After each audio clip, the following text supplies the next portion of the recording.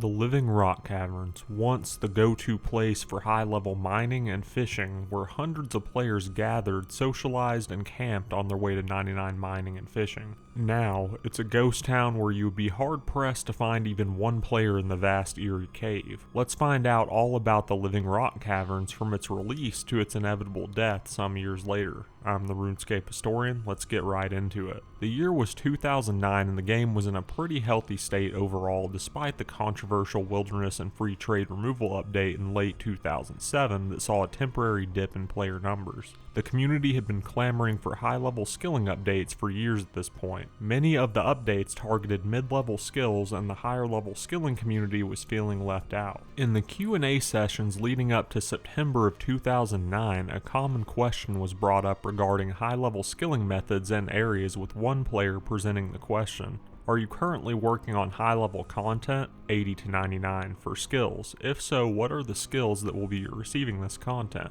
Mod Mark in the Q&A stated what players wanted to hear, replying with, yes, that's actually what we are doing. Mod Fetsky chimed in stating, we are always looking to fill the gaps in training and in rewards that are triggered by reaching a certain skill level. We have a mix of both in the bag to be released this year. Funnily enough, this Q&A is dated September 10th, 2009, which would be just 7 days before the Living Rock Caverns were released into the game. On the morning of September 17th, 2009, the update countdown began, eventually reaching 0 and kicking players out of the game. The homepage now read, the Living Rock Caverns. A new vast area had opened beneath the Dwarven mines, and as requested, it had multiple ways to train mining and fishing at a very high level. The community had asked for high-level skilling content, and they got it. The main draw of these caverns was by far the mining content. The cavern was home to concentrated ore rocks in the form of concentrated coal, requiring 77 mining at the time, and concentrated gold, requiring 80 mining, which were pretty high-level requirements as mining was very much a hated skill in 2009. These rocks were the first of their kind, offering a more AFK-able mining experience that offered some of the best mining XP rates in the game at the time. Mining wasn't the only draw though, as there were multiple fishing spots along the edges of the cave. A hefty 90 fishing was required to catch a brand new type of fish located within the caverns, rocktail.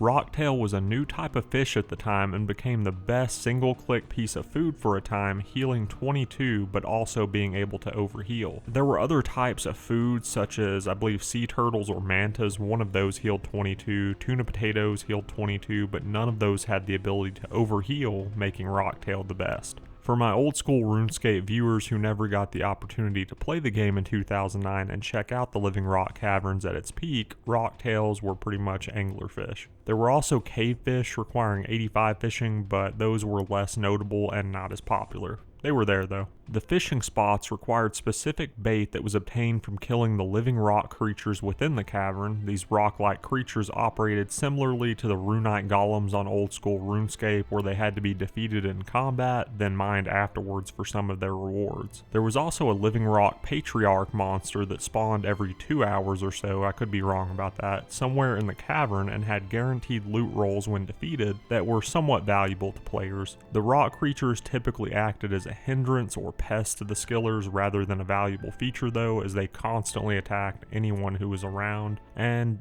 did decent chip damage. To get around this, players gathered in the official Living Rock Caverns world. The more people there were in a given area, the more the damage from the monsters would be distributed and the less a specific player would keep being targeted by the monsters. This led to hundreds of players flooding into the caverns in World 84 at the time. There were so many players there that most computers in 2009 would lag or just wouldn't even try and load everyone's characters in. The Living Rock Caverns were a huge success and an example of great high-level skilling content done right. So you have a successful update. What the hell happened to make the Living Rock Caverns go from this to this? Well, the Living Rock Cavern is a two-part skilling area, fishing and mining, so what could have negatively impacted the area?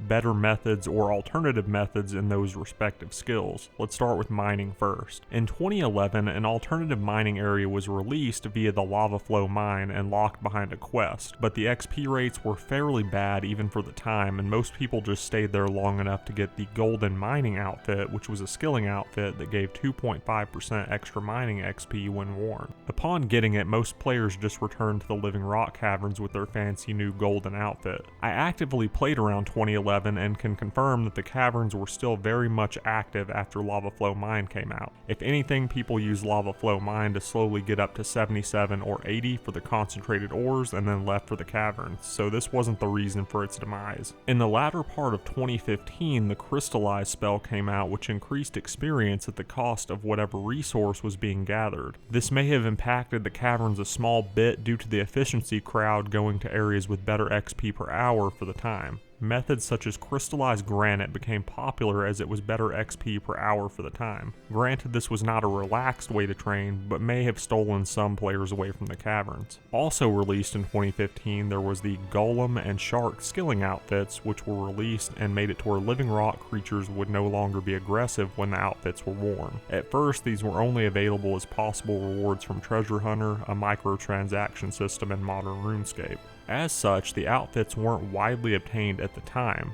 This may have had a very minor impact on players gathering in the same world in the caverns, so I felt it was worth mentioning. As with the outfit, they would no longer have to gather in the worlds because they wouldn't have to worry about the things attacking them. In 2015, the Living Rock Caverns got impacted again when Prifddinas, the elf city, and its corresponding quest were released into the game. The city offered Seren Stones as one of its many rewards, a high-level mining rock that allowed for long AFK sessions. Not everyone had 89 mining though, or the quest done, or wanted to quest at all, so this ultimately didn't kill Living Rock Caverns either, although it did negatively impact it, at least in my opinion. My research shows that in 2016, the Living Rock Cavern still seemed to be in fairly good shape, definitely not at its 2010 to 2011 peak, but still in good shape, with one Reddit post asking why the world was always so packed, with many people answering that the Living Rock Cavern was still pretty popular. One of the biggest hits to Living Rock Cavern was the mining and smithing rework in January of 2019. To keep things simple to my non-RS3 players, the rework turned every single rock into the game just about into an AFKable form of training, essentially stripping Living Rock Cavern of something that was unique to it. One click and your character stands there and mines, granting multiple ore over time from one click.